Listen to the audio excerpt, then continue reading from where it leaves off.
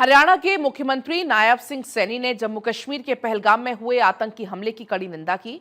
उन्होंने कहा कि देश एक ऐसे कठिन समय से देश एकजुट है और आतंकवाद से डरने या झुकने वाला नहीं है। रिपोर्ट देखिए।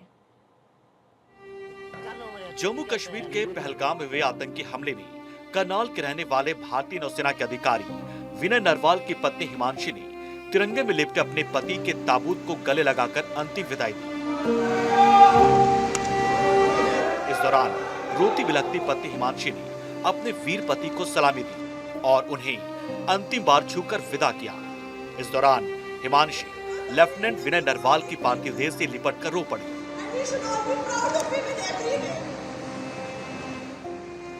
बाद में खुद को संभालते हुए बोली, I am proud of you. ये तस्वीरें इतनी मार्मिक थी कि वहां मौजूद हर शख्स की आंखें नम हो गई।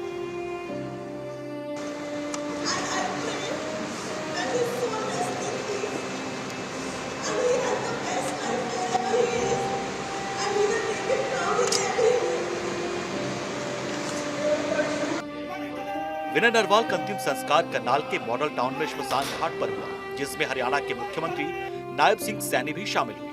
मुख्यमंत्री नायब सिंह सैनी ने जम्मू कश्मीर के पहलगाम में हुए आतंकी हमले में मारे गए आम नागरिकों को श्रद्धांजलि अर्पित की और उनके परिवारों के प्रति गहरी संवेदना व्यक्त की। उन्होंने कहा कि देश ऐसे कठिन समय में एकजुट है और आतंकवाद से डरने या झुकने वाला नहीं है। सीएम सैनी ने कहा कि निहत्थे पर गोली चलाना कायराना हरकत है, जिसने निर्दोष लोगों की जान ली। नागरिकों का बलिदान सदैव स्मरण रहेगा और हम उनके परिवारों के साथ खड़े रहेंगे। इस मौके पर मुख्यमंत्री ने पहलगाम आतंकी हमले में जान गंवाने वाले विनय नरवाल के परिजनों से भी बात की।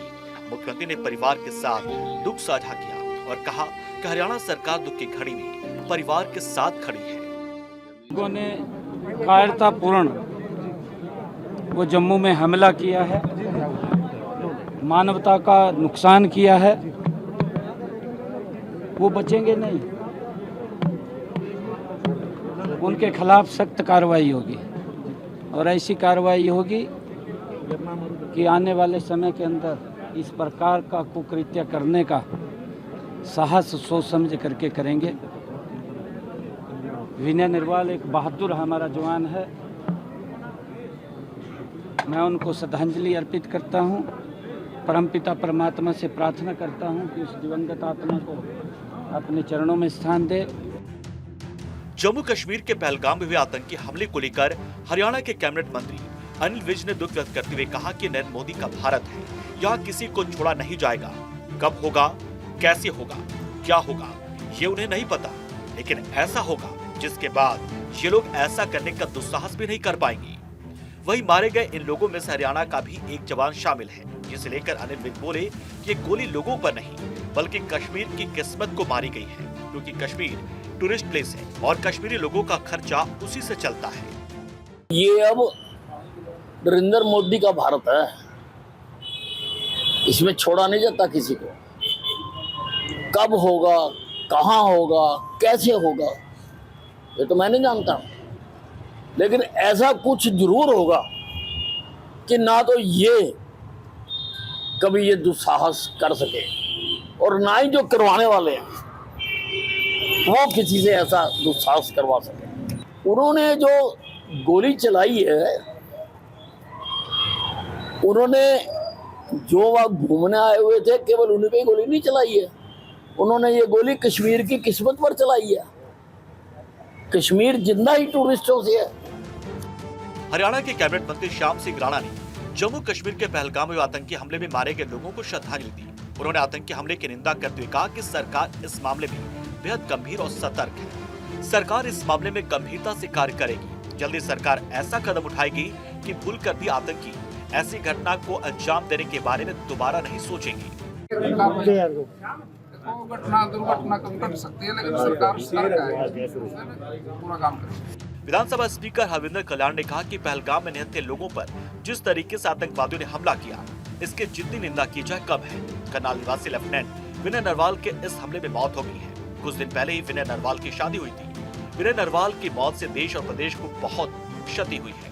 बहुत ही दुखद घटना है और इसकी जितनी निंदा की जाए उतनी थोड़ी है। आज पूरा देश और पूरी दुनिया इस घटना की निंदा कर रहा है। जिस प्रकार से बेकसूर नागरिकों को इस प्रकार से गोलियों से भूना गया, मैं समझता हूं कि ये एक मानवता के ऊपर जो हमला है, हमारे पास शब्द नहीं है जो एक इस प्रकार का ये जो अंजाम जिन्होंने दिया है, निश्चित रूप से उनके खिलाफ बहुत सख्त कार्रवाई होगी। बीजेपी प्रदेशाध्यक्ष मोहन लाल पटोले ने पहलगाम की घटना को कायरतापूर्ण बताते हुए कहा कि किसी भी सूरत में आरोपी बख्शे नहीं जाएंगे। उन्होंने कहा, शांति और विकास की ओर बढ़ रहा था कश्मीर। आतंकवादी नहीं चाहते कश्मीर में लौटे अमन चैन। आतंकवादियों की भाषा में ही उन्हें जवाब देगी सरकार। ये बड़ी दुखदाई है, कड़े शब्दों में इसकी निंदा करता हूँ।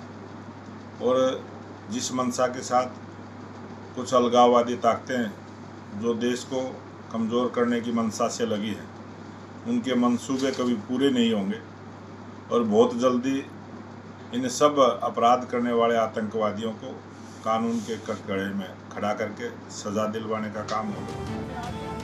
पहलगाम में आतंकवादियों द्वारा किए गए हमले से देशवासियों में गुस्सा है। देशवासियों का कहना है कि अब वक्त आ गया है जब पाकिस्तान से आर पार की लड़ाई करनी चाहिए।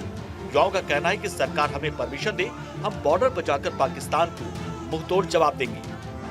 हाट 24 के लिए चंडीगढ़ से डॉक्टर थानेश्वर शर्मा की रिपोर्ट।